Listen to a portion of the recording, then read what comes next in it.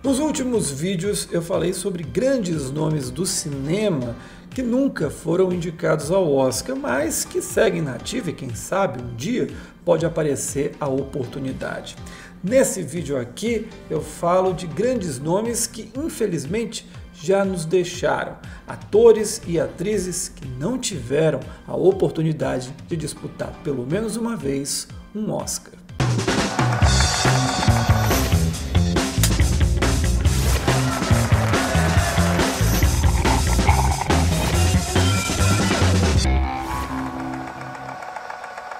Dois dos nomes mais populares da história de Hollywood ficaram tão presas ao rótulo de símbolo sexual que nunca foram levadas a sério como atrizes. Dessa forma, infelizmente, a Academia as ignorou em todas as ocasiões possíveis. A Marilyn Monroe, por exemplo, estrelou clássicos do cinema, como A Malvada e Os Homens Preferem as Loiras. Possibilidades de indicações ao Oscar tiveram aos montes, seja com a exuberância em O Pecado Mal Lado, no divertido Nunca Fui Santa e, claro, em Quanto Mais Quente Melhor, pelo qual, aliás, venceu o Globo de Ouro em 1960, na categoria de Melhor Atriz de Comédia ou Musical. A Academia, entretanto, a ignorou todas as vezes. Já a Rita Hayworth simplesmente fez uma das atuações mais icônicas da história em Gilda. O longa podia não ser brilhante, é verdade, aliás, passava longe disso. Porém, esnobar a estrela era algo que não fazia sentido. Ela ainda poderia ter sido nomeada em A Dama de Xangai, do Orson Welles, e O Mundo do Circo, ao lado do John Wayne. O Jerry Lewis também sofreu com os rótulos de careteiro e do gênero não ser levado a sério para concorrer aos prêmios na Academia. Atuações marcantes como Mensageiro Trapalhão, Boing Boing e principalmente O Professor Aloprado passaram longe da festa. Nem mesmo a homenagem prestada pelo Martin Scorsese em Um Rei da Comédia escapou.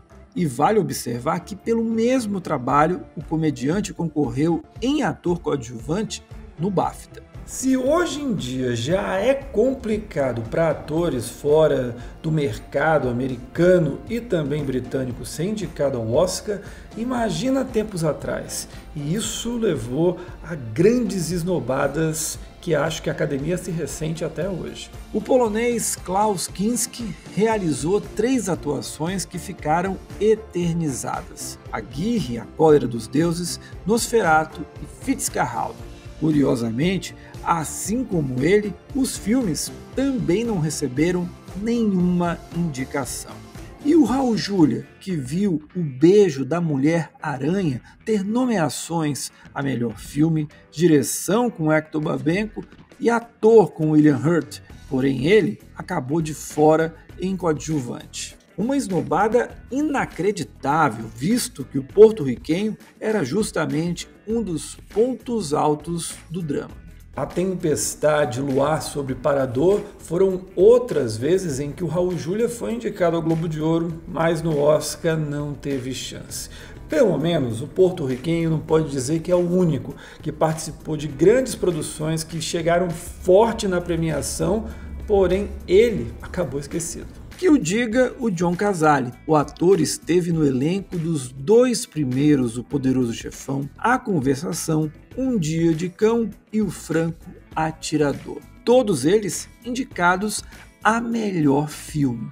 A Academia, sabe-se lá por qual razão, o ignorou todas as vezes. A morte precoce aos 42 anos deixou esse vazio inaceitável. Rainha do Technicolor e grande estrela dos anos 40 e 50, a Maureen O'Hara esteve nos elencos de Como Era Verde Meu Vale, Depois do Vendaval e de Ilusão Também Se Vive.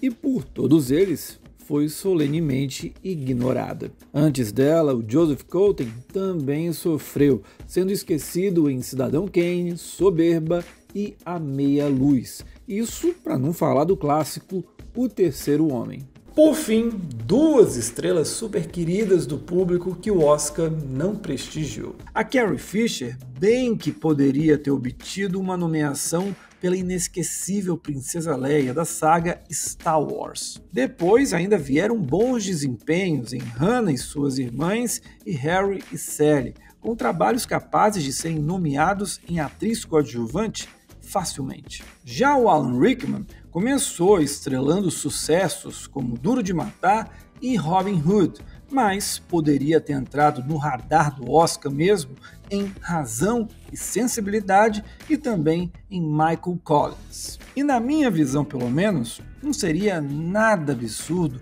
vê-lo concorrer ao Oscar pelo Severus Snape da série Harry Potter, especialmente na segunda parte de Relíquias da Morte. Tirando raras exceções, como Ian McKellen indicado por Gandalf, quando você tem trabalhos em franquias, é muito, mas muito difícil a academia abrir os olhos para esse tipo de atuação.